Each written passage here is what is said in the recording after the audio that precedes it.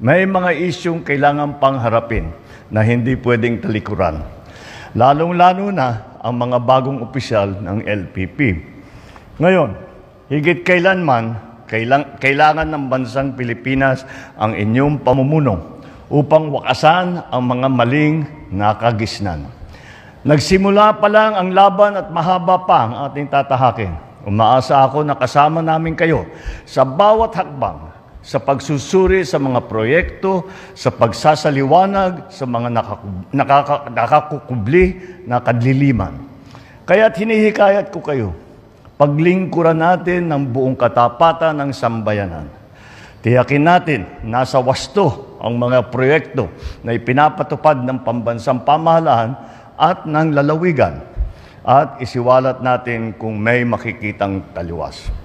Kaya dahil ang pera ng sambayanan ay pera ng bayan, hindi sa pansariling interes.